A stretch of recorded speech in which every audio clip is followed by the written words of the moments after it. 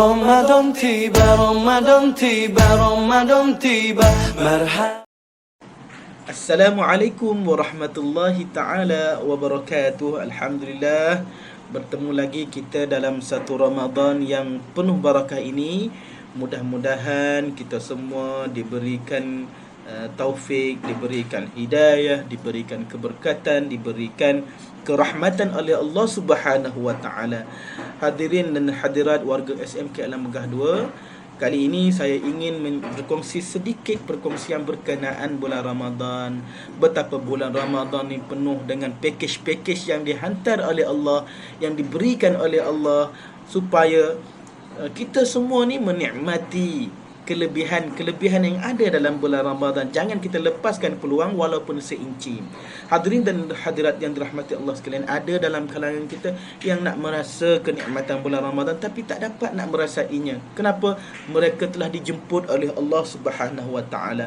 Betapa kita ni beruntung diberikan peluang dan ruang oleh Allah Subhanahu wa taala untuk mendapat pakej-pakej yang telah saya utarakan tadi. Yang pertama, antara pakej yang diberikan oleh Allah Subhanahu wa taala, kata Nabi, man shama ramadhana imanan wa ihtisaba ghufira lahu ma taqaddama min zambi. Barang siapa yang berpuasa di bulan Ramadan dengan penuh keinsapan, dengan penuh penghisaban, nescaya akan diampunkan dosa-dosanya yang terdahulu. Diampunkan segala dosa-dosanya yang terdahulu. Apa lagi yang kita mahukan melainkan diampunkan dosa-dosa. Duduk dalam bulan Ramadan, Allah ampunkan dosa. Di bulan mana lagi? Hanya di bulan Ramadan. Jadi jangan lepaskan peluang. Di dalam bulan Ramadan, pastikan kita mendapat keampunan daripada Allah Subhanahu wa taala. Jangan kita jadi manusia yang diaminkan oleh Rasul. Apa dia? Malaikat kata akan dilaknat mereka yang berada dalam bulan Ramadan tetapi tidak diampunkan dosanya. Maka Rasulullah aminkan doa tadi. Jangan kita masuk dalam kategori yang tadi, masuknya bulan Ramadan tidak diampunkan dosa. Kita nak masuknya bulan Ramadan diampunkan dosa-dosa kita, ibarat bayi yang baru lahir dari rahim ibunya. Yang kedua, kata Allah dalam hadis kursinya melalui lidah Rasulullah, puasa ibadat lain bagi anak Adam ini ada ganjarannya, tetapi bagi aku, puasa bagi aku ini, aku yang akan ganjarkan kepada hamba-hambaku. Kan, kalau semayang, Allah sebut kalau semayang Jumaat 27 darajat. Kalau semayang dekat Masjidil Haram dapat beratus-ratus, dikali gandakan beratus-ratus.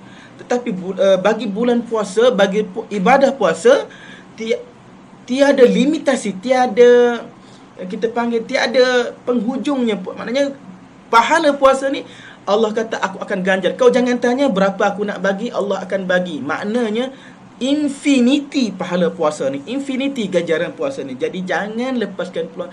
Lakukan ibadah sunat, buat ibadah wajib, jangan tinggal kan, jangan tinggal ibadah wajib, buat ibadah sunat. Mudah-mudahan kita mendapat ganjaran yang paling tinggi oleh Allah, yang diberikan oleh Allah Subhanahu wa taala. Yang ketiga, bulan puasa ni bulan Al-Quran. Inna anzalnahu fi lailatul qadr wa ma adraka ma lailatul qadr. Lailatul qadr khairun min alfi syahr.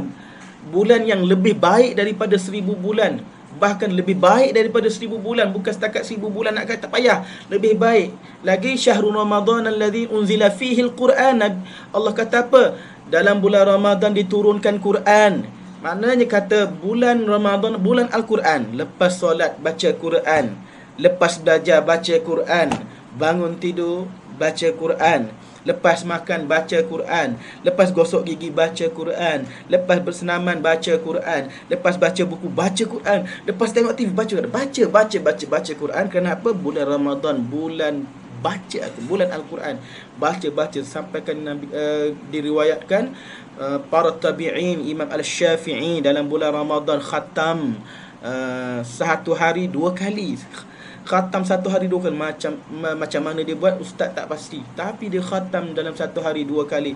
Kita sebulan sekali belum tentu. Jadi jadikan bulan Ramadan ni bulan Al-Quran. Dan supaya mudah-mudahan kita keluar daripada bulan Ramadan menjadi manusia yang bertakwa. La'allakum tattaqun. Yang tu kita nak. Bila kita keluar daripada madrasah Ramadan, kita jadi insan yang kosong dosanya pada Allah, diangkat darjatnya menjadi orang-orang yang bertakwa, orang yang takut kepada Allah Subhanahu wa taala. Mudah-mudahan. Jadi permata warga SMK Alam Megah 2, marilah kita ambil peluang, marilah kita ambil ruang sebelum tahun depan. Tak tahu lagi kita ni hidup ke tak, dapat peluang ke tak tahulah. Last sekali kena Covid, tak sempat dengan Ramadan tahun depan. Tahun ni kita jadikan dia sebagai Ramadan yang terakhir bagi kita sebelum kita menghadap Allah Subhanahu wa taala. Mudah-mudahan dalam kita menghadap Allah, kosong dosa kita, tinggi darjat kita, masuk syurga Ar-Rayyan bagi orang yang berpuasa. Allah kata Ar-Rayyan ni, pintu Ar-Rayyan ni hanya orang yang puasa boleh masuk. Orang lain Allah tak boleh masuk. Macam kita lalu Touch and Go, orang yang ada Smart Tag boleh lalu Smart Tag. Orang yang ada RFID lalu RFID. Tapi kalau orang tu tak ada Smart Tag, orang tu tak ada RFID, tak boleh lalu. Begitulah syurga Ar-Rayyan. Orang yang tak puasa tak boleh masuk syurga Ar-Rayyan.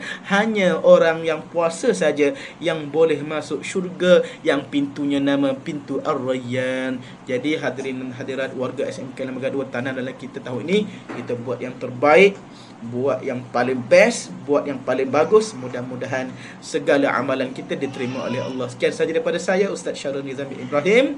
Assalamualaikum warahmatullahi wabarakatuh.